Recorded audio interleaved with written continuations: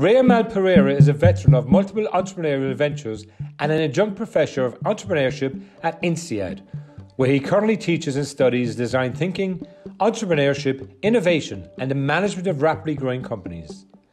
INSEAD is one of the top 5 business colleges in the world, as listed by the Financial Times. Raomal consults on innovation, design thinking, and business modelling with large corporates. Welcome to the Mindset Shift, and it's really great to have you here to chat to. Great to be here, Tim. Thank you. So tell me a little bit about yourself and your background and your journey to date.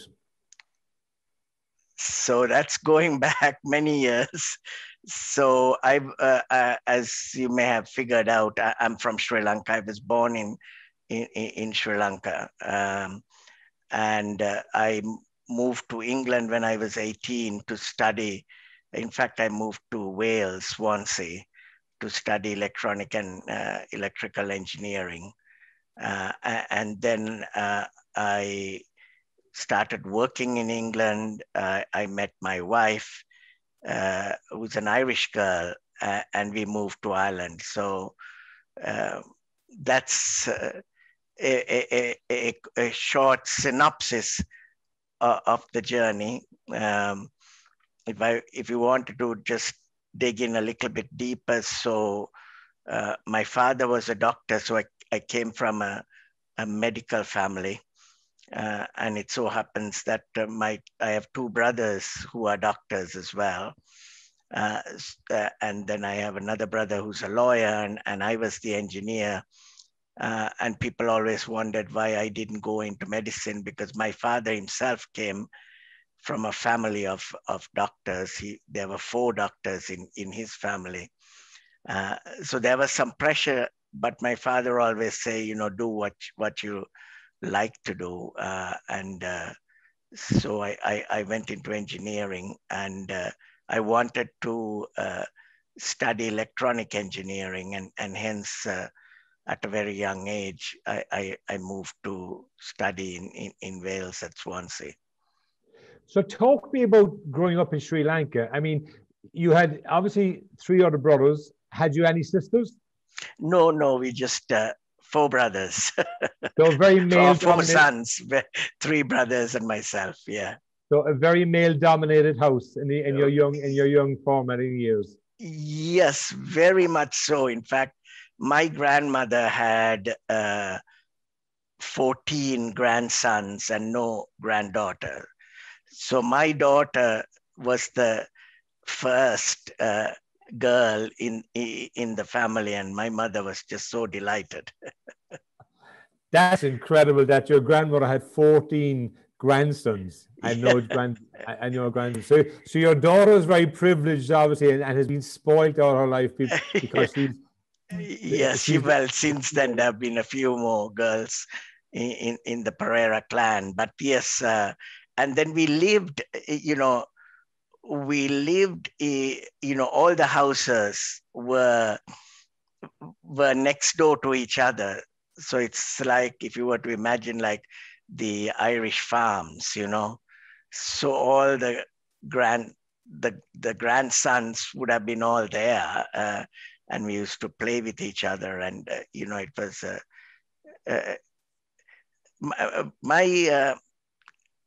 my childhood was just incredible. I mean, I look back and it was just an amazing. I was very privileged. It was a very nice time. I often say that I don't think that we'd ever live through those times again, because Sri Lanka was also very different. At that time, we didn't have televisions, but we were just free to go anywhere we liked. And, we were born, fortunately, into a privileged family, but just going around places. We traveled all over Sri Lanka with friends, and they were great days. I mean, after I left, it was, I think, 1983 when the trouble started in Sri Lanka. And the war went on for many, many years until quite recently. So all that freedom went away. And it is funny. I mean, freedom is something we just take for granted. And then when it goes away, only do you really realize what it's like. Because I remember going back to Sri Lanka. I mean, I go to Sri Lanka very often. And more recently, soon after the war had ended and it was peace, just freely walking around without fear was kind of strange. You know, I was saying, wow, this is what I grew up in, and now I'm back there. And isn't it just amazing? People don't realize what it means to be just free until you lose it, you know. You mentioned that your childhood was incredible, and I'm just visualizing the fact that all your family, was in the same area. So obviously there was a lot of mixing with your cousins and relatives. What stood out for you in your childhood? If you look back at your childhood, obviously you mentioned the freedom there, but what else stood out for you in your childhood? Well, I guess the best way to put it is that, you know, we lived in a nice area, and, you know, my grandmother had a big garden, and we used to play badminton and cricket, and all my friends used to come, and we had a great circle of friends. And I loved going to school. School would be a highlight for me. And just we didn't seem to have a care in the world. You know, we didn't seem to have to worry about anything. I'm not saying that all Sri Lankans were in that privileged position, but it just seems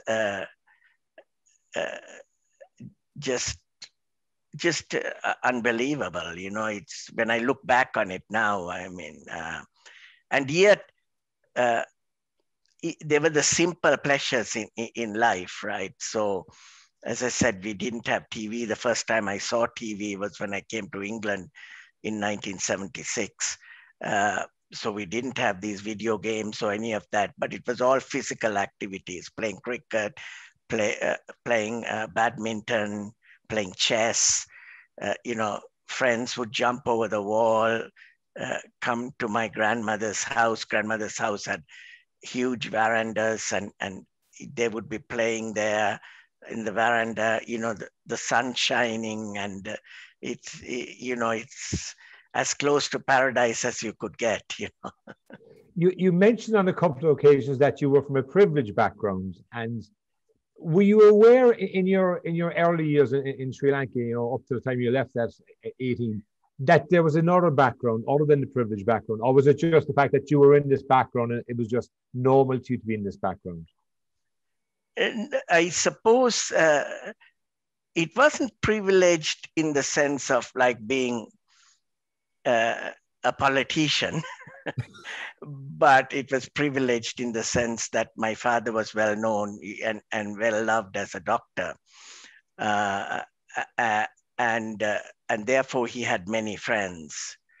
But it really dawned to me, you know, when I came to England, and then you were just a nobody, you know, from being in Sri Lanka, where if you wanted something, you could get it because my father would know somebody who would know somebody who would help to get that done, you know. But then and I really wanted to come to England, but when I came, it was a big shock to the system because suddenly, you know, I was like literally a nobody. You mentioned that your dad was a doctor and that you have two brothers now, a doctor and one a lawyer. And you also indicated that, you know, there was an expectation that you'd go into the medical field, but you wanted to step away. How difficult is it to, you know, make that decision as a teenager, you know, to say, I want to do something different than go into medicine when your family is steeped in medicine? I guess no. And I'm sure if my brothers are watching this, they will probably laugh at this. But I generally did things what I wanted to do. So, like, the usual, the norm at that time, and now it has all changed.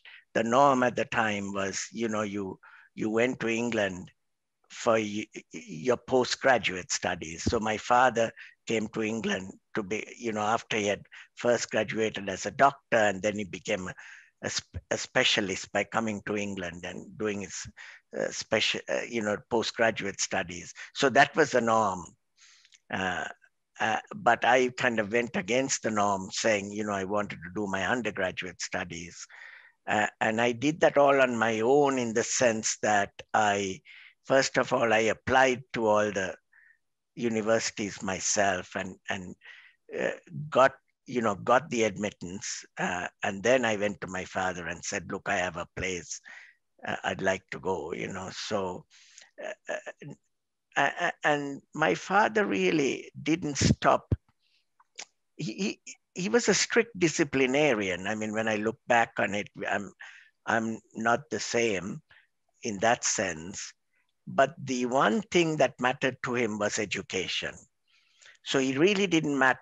It didn't matter to him what we did, as long as it was science, and that and that we went to university. And he used to say to us that the only thing he can give us that no one can take away from us was our education. So he felt for him that, it was education that made him who he was. And he was, that was one area that he wouldn't compromise on, and education was key for him. And obviously education has formed a big part of your life later on. But if you were to look back at your parents, your mom and your dad, what would be the one thing that, other than education from your dad, but what would be the one thing that you would say, I got this from my mom and I got this from my dad? As a family growing up, they were just really very focused on the family. So very,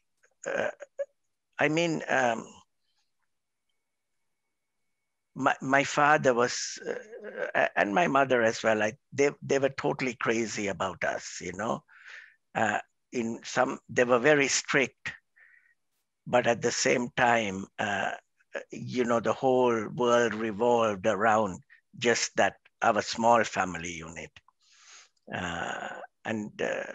I guess that has actually stayed with me. And for me, my kids are everything to me. And I think that comes from my father. And tell me, was your mom working outside of the home, or was she working in the home?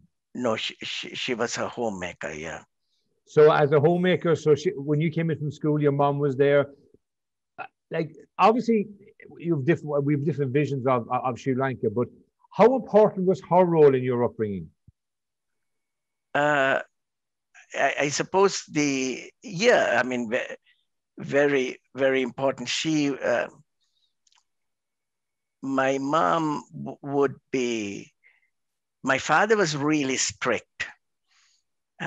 He was loving, but he was very strict. And in hindsight, I think he was over the top when it came to being strict. Whereas my mother was the opposite. So she was really a balance. So she would come to defend us. So in the end, it was my mother, in a way, that convinced my father that, we should, help Raomal go to England, because that's what he likes to do.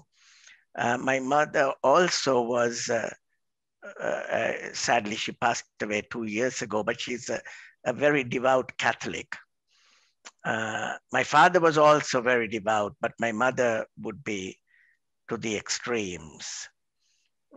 And something that remains with me is when we went when we used to do exams, like, we call it the A levels, you call it the leaving cert here. So say we have a paper, let's say maths paper, 9 to 12. For the entire duration, she'll be in church.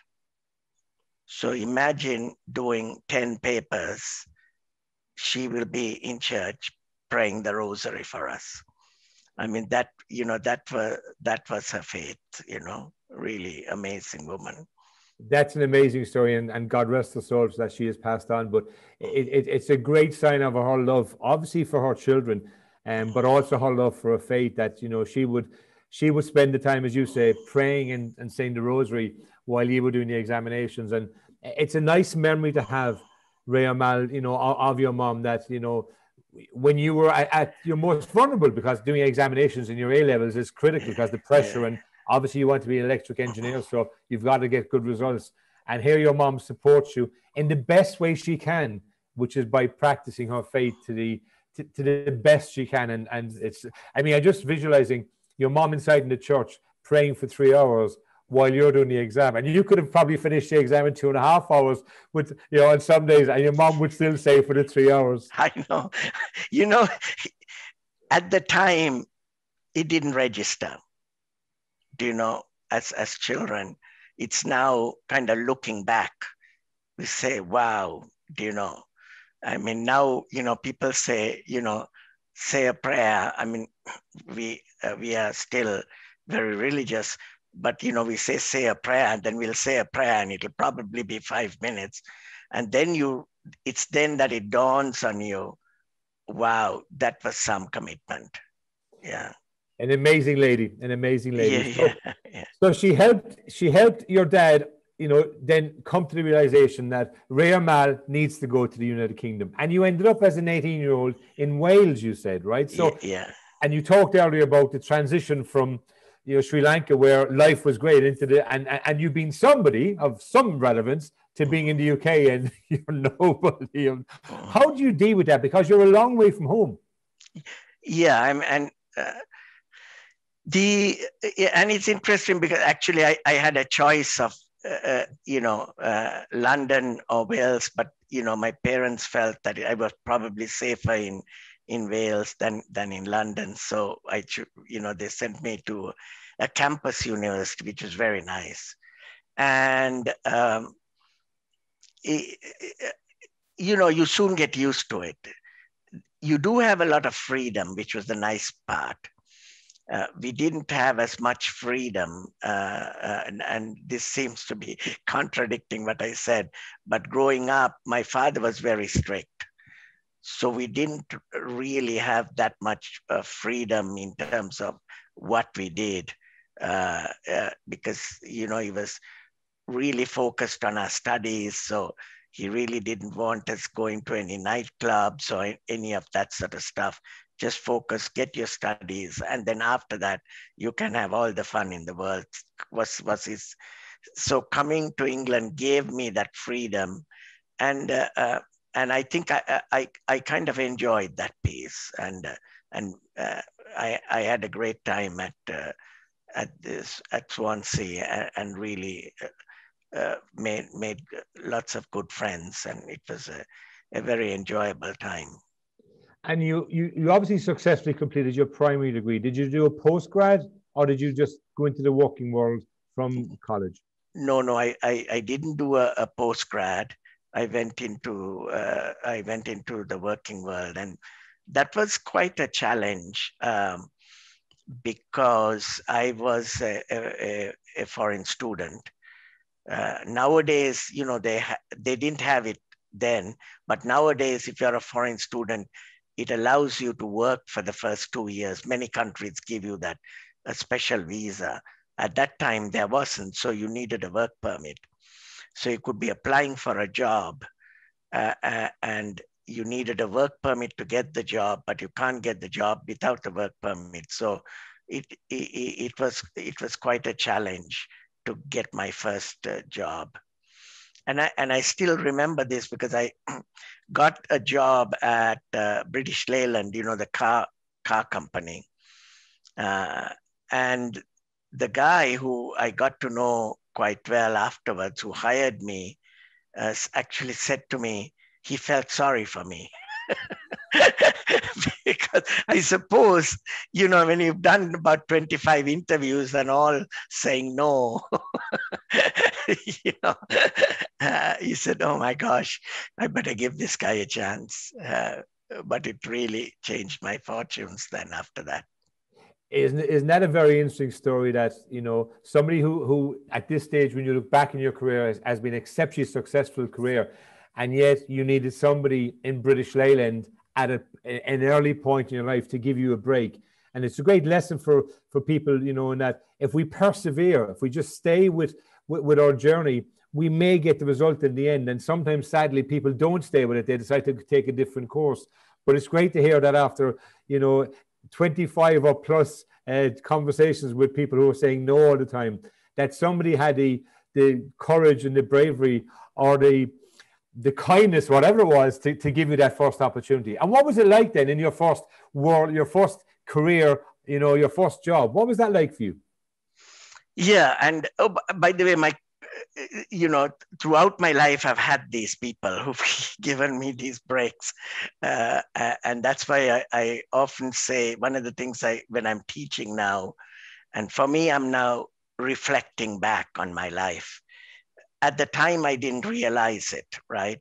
When I reflect back, I find that really success has come to me not by, of course, it has helped by what I've known, but it's really whom I have known, you know, because it's people who have really opened doors for me. And I say that, and I wish I had known that when I was a young man, that how important relationships are.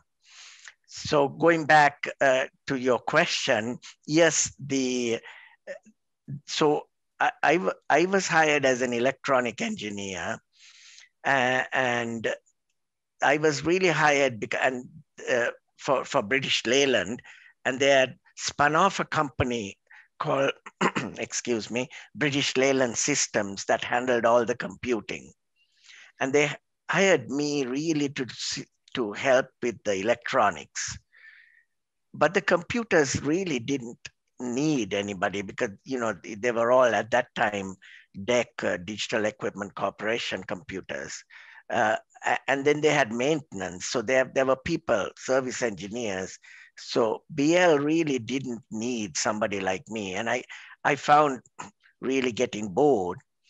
And there was an Apple computer there at the time, an Apple II. And I just learned to program on it myself. And I then went back to them and said, look, you know, I'd like to do more programming because I have nothing here to do. And then I used to do overtime, go, you know, between the different plants. And I loved programming. And, you know, that's what got me into the computing field. So how long did you stay with them and where did you go from there? So I was working in Swindon. And I think I was there for about 3 years. And that's when I met my wife to be in church, but that's a different story.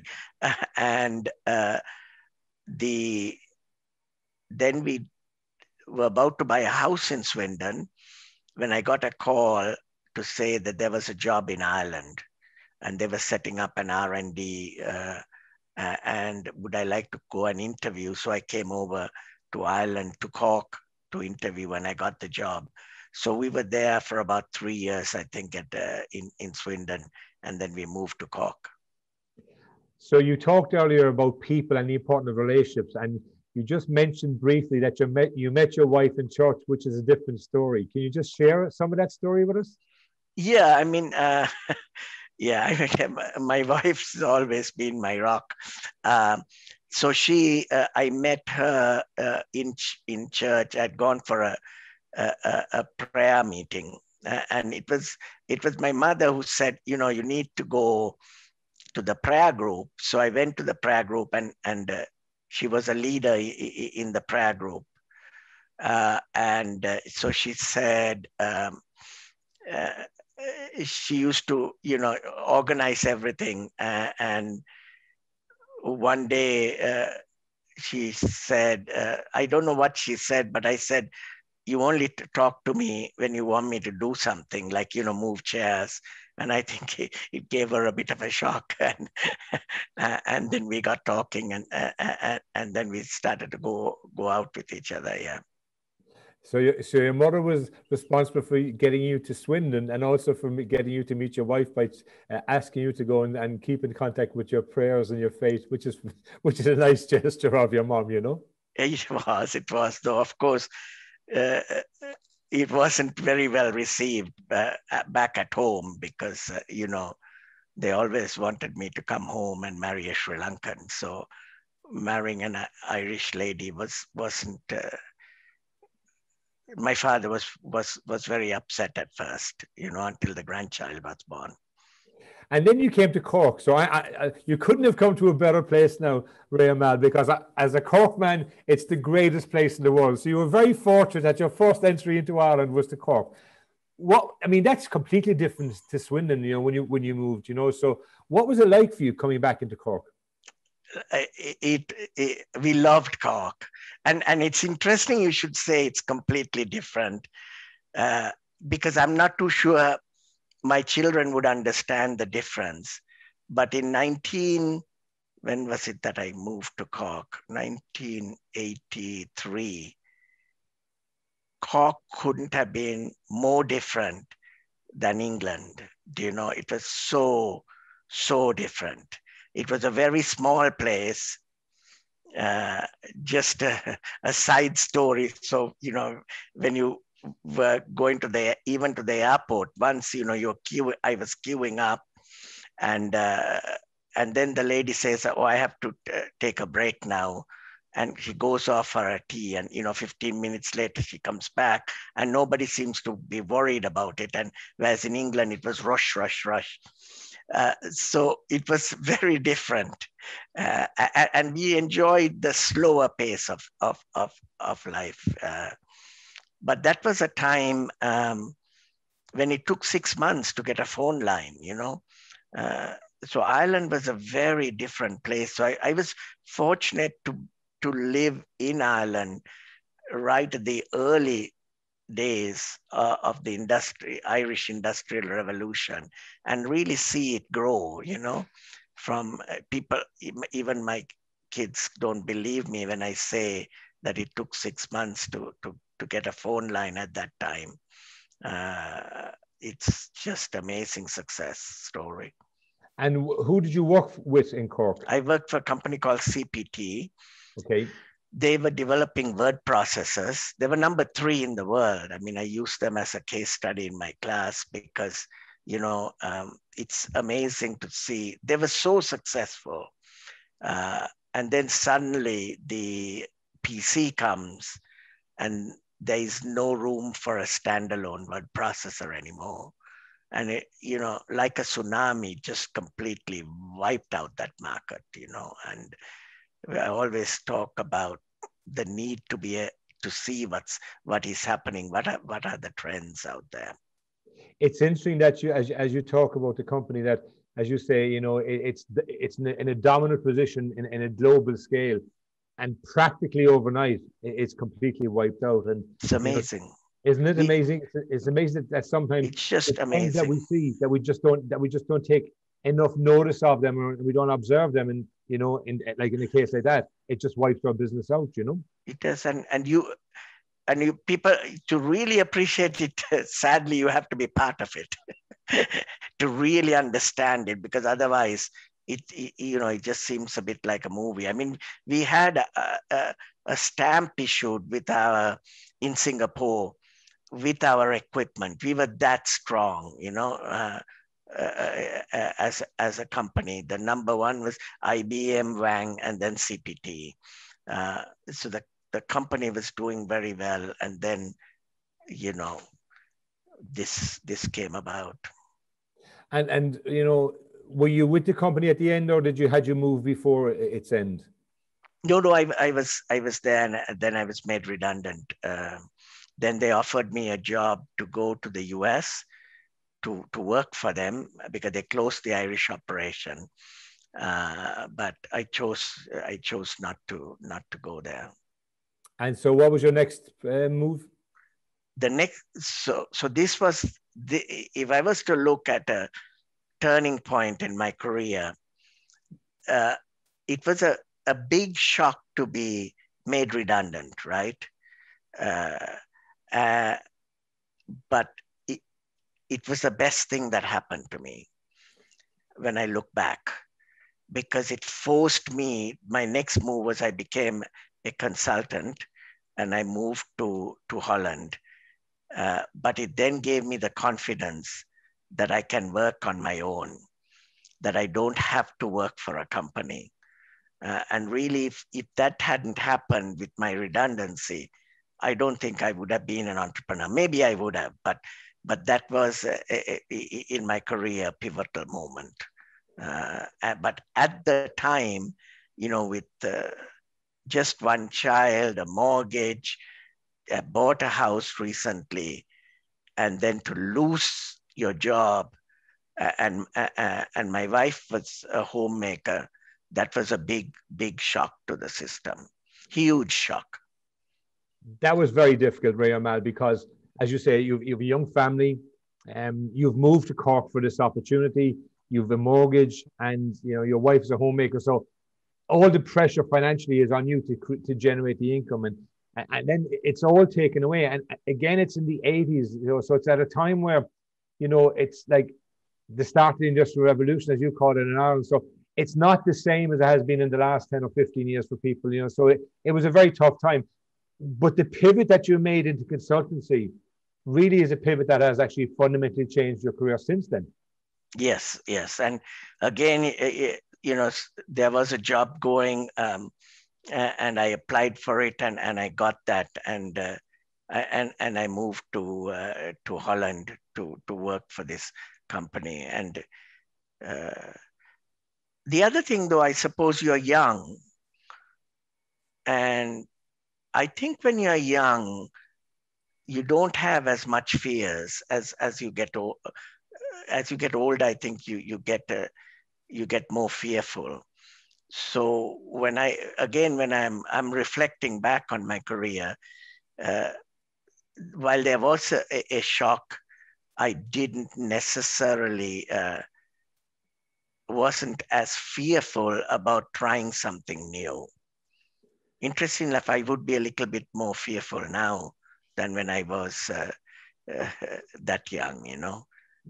Because as you get older, you have different experiences, and you know it's when you're younger, it's not that you have more energy. It's not that you just have.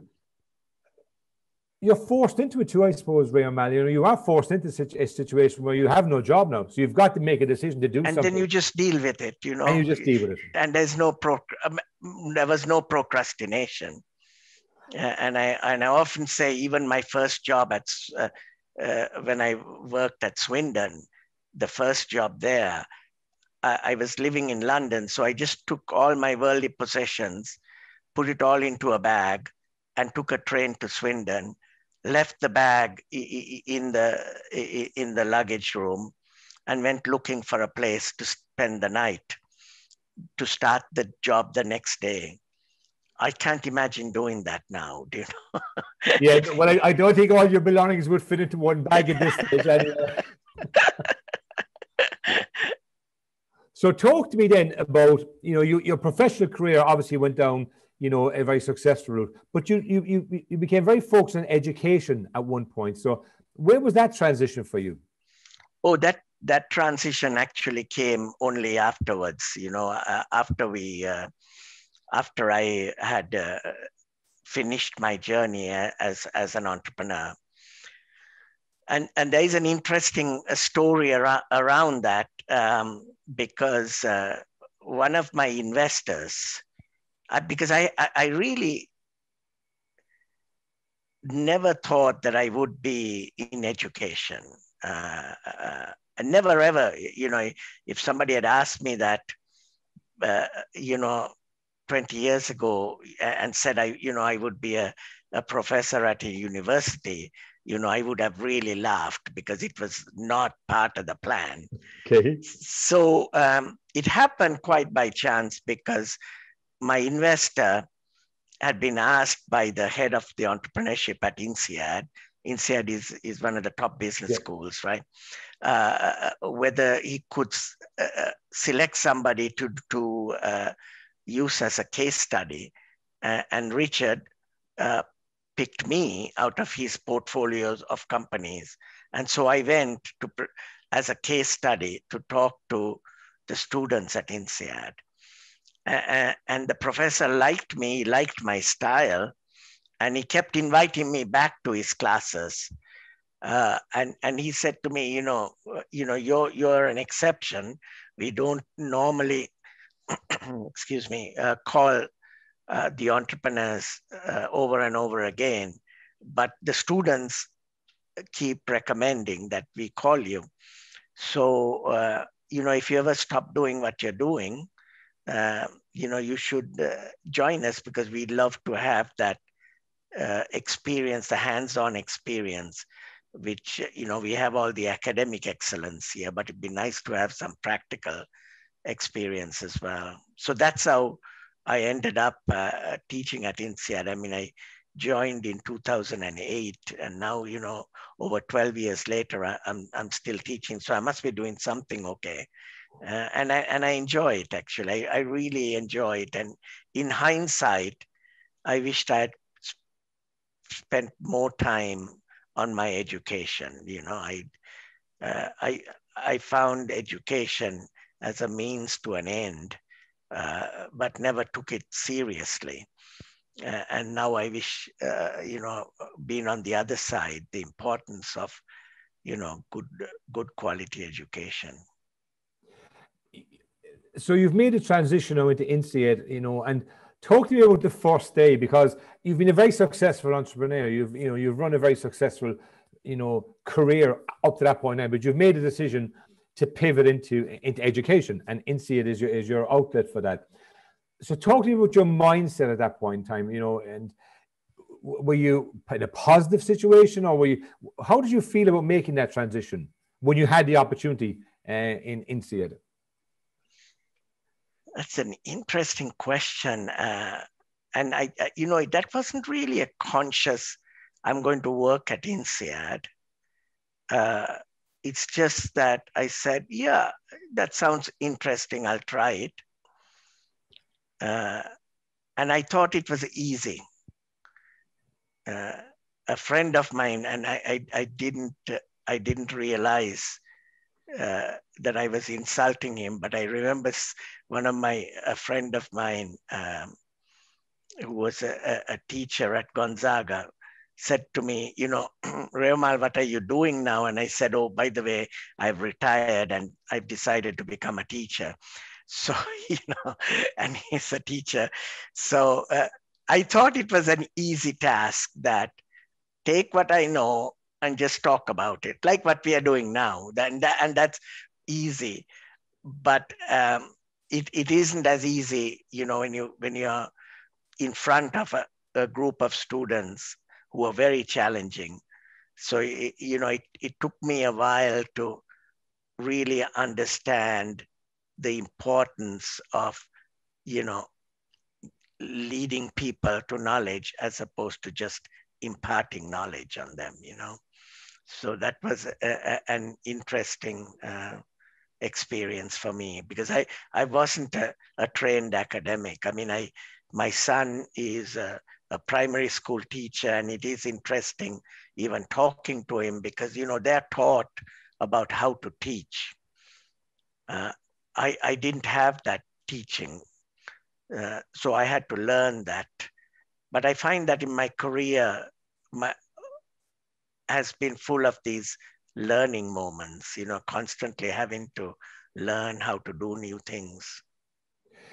But you strike me as somebody who's comfortable with people. And you mentioned earlier in our chat about the importance of people and the importance of relationships. So with that foundation, you know, leading people to knowledge must have come a little bit more easier to you in the fact that you enjoy engaging with people. I do. I think I'm quite good one-on-one, and I can read situations quite easily, and I enjoy that interaction and wanting to learn what is it that they want to know, and that works well for me.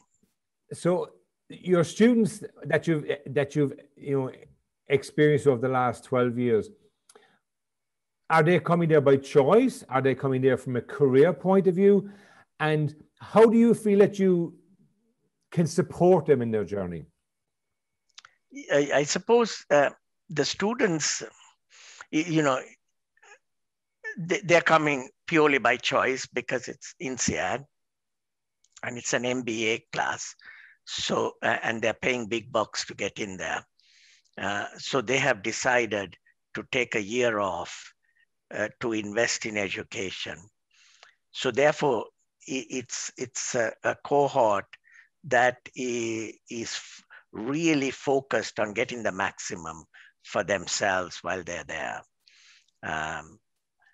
So to answer your question,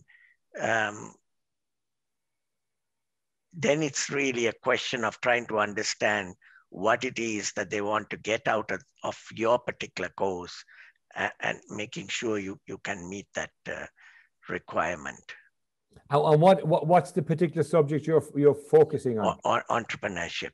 Okay, so it's all about them, and it's interesting because INSEAD is known for consulting. So actually, it's now slowly becoming better known in the field of entrepreneurship. So it's these students who have ideas and they want to create a business, and we encourage them and help them on that journey. And obviously, you know, you're a shining light for these students because of your entrepreneurial career and the success you've had in that. What's the biggest challenge for you, though, in the sense of imparting the success that you had and the journey that you had and the challenges and the failures and you know the overall journey? What's your biggest challenge in imparting that to groups of students every year at INSEAD so they can understand the price that you have paid in your entrepreneurial career? Yeah, and that's the hard part because, excuse me, no two journeys are the same. So their journey will be very different. So I have to try my best to help them on their journey. The most frustrating thing for me, which probably a proper academic won't have, is at times I wish I could do it myself. You know, so you're talking to somebody and you're trying to convince them, and sometimes you said, I wish I could do it and show them, whereas really you have to lead them to understand why it's a good thing to do. So sometimes it can be, speed can be frustrating, you know. How important is continuous education and development for people? It's very, very important. And I know it's easy to say, but now, I mean, if you had asked me this when I was an entrepreneur, I would have said it's a total waste of time. And now, having been on the other side, I feel that was a trick I missed. It's critical to, and I think that's what universities bring. You know, there are groups of people who are constantly researching, and there's a wealth of knowledge, and you know, tapping into that, I think it's critical for anybody. So to answer your question, I think it's very important. What would you say to businesses who are coming through the pandemic? Because the pandemic has been very challenging for individuals, for businesses, and for the community in so many different ways, from a health point of view, from a debt point of view, and obviously from the economic survival of businesses. So what would you say are the key things for for entrepreneurs who are having particularly entrepreneurs who are having a difficult time in the pandemic because of what the pandemic has done to them. What guidance would you give to those people? You see, different people are in different places. But I was in Cork in a restaurant, and I saw this saying, which I love, and it's saying, life is not about waiting for the storm to pass. It's about learning to dance in the rain. And I thought that that's a great line for anybody. I know it's easier said than done, but we shouldn't be waiting for the pandemic to pass. We have to figure out how to survive in the current climate. I guess some of the industries like the travel industry and so on have been really badly hit. But even there, people have come up with new ways of doing things. And I think that is true for all businesses. Don't wait for the pandemic to end. That tomorrow it's suddenly going to be, very different. We'll be back again to the old way of doing stuff, but I don't think it's going to happen. So one needs to be, learn from what we've learned so far and find ways to be able to do things differently.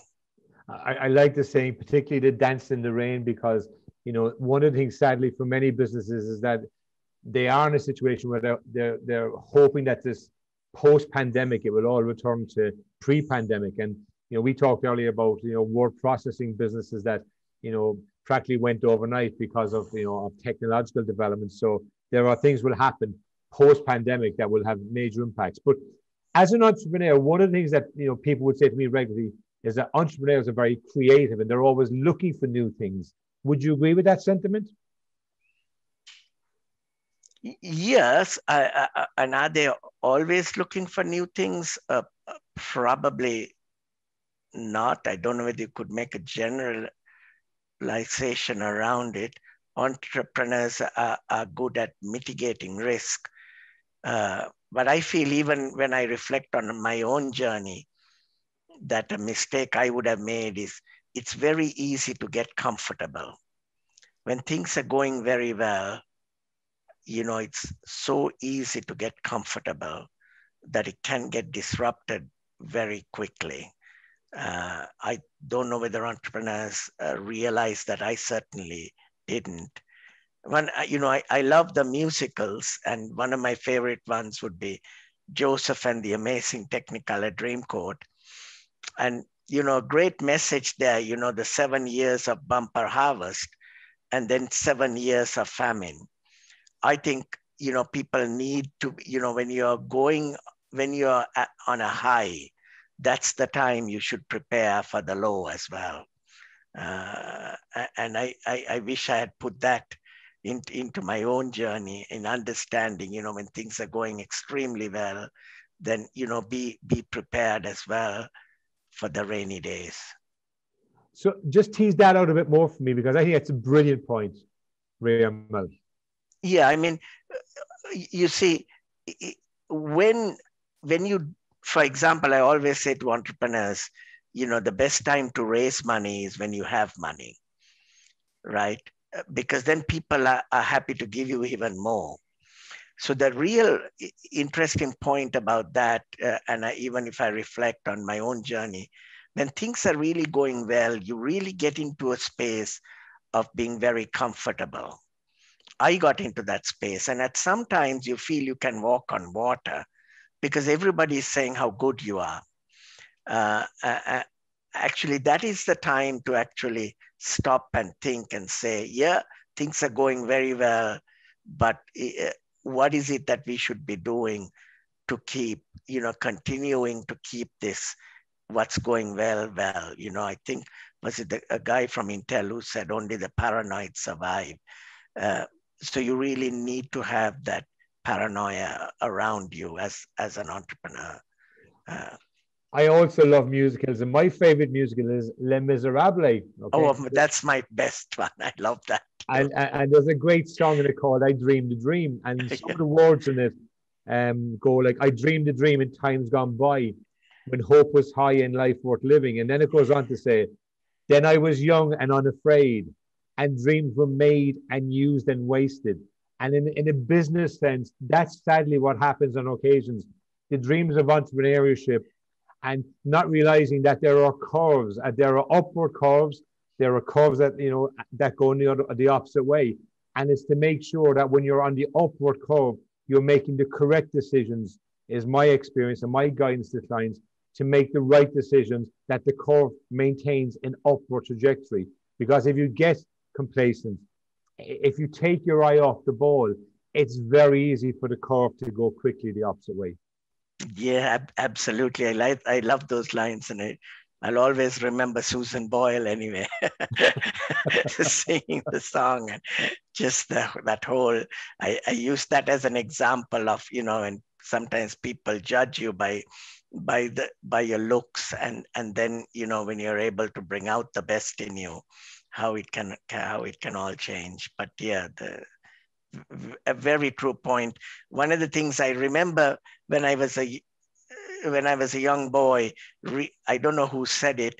Someone said it, youth is wasted on youth. And I thought, what a silly statement. Now looking back on it, I realized that youth is wasted on youth, because you do waste a lot of opportunity when you're young. You do, but I think when you're young, you experience the other things, and one of the things in Ireland would be, if you could put an old head on young shoulders, then the young person would be so much more successful. But that's not what life is about. Life is about making the best of it at the point in time that you're at it. Life is about doing your very best. And for me, Raomal, it's been an absolute pleasure to chat to you. You've shared a fascinating journey from, for me, visualizing you in your grandmother's garden, playing badminton and chess, and obviously cricket in Sri Lanka, to your family background where your dad, was very strict because, as a medical professional, that was part of his discipline. And then the awesome lady that your mom was, God rest her soul, who imparted so many different things, but together you made a point that, it was a very loving family. And then your career has been exceptionally successful. And it's great to see that you're now imparting your journey in entrepreneurship and the challenges and the successes of that, with students who will learn from that, and they'll make their own journey. And maybe they might not just dance in the rain going forward. They might get to say what Gene Kelly said. They might get to sing in the rain as their journey goes forward. Raomal, it's been a pleasure chatting to you. Thank you for joining the Mindset Shift. Thank you, Tim. It's been my pleasure. Thank you. Thank you for watching The Mindset Shift. For more episodes, check out www.talenthub.ie/The Mindset Shift.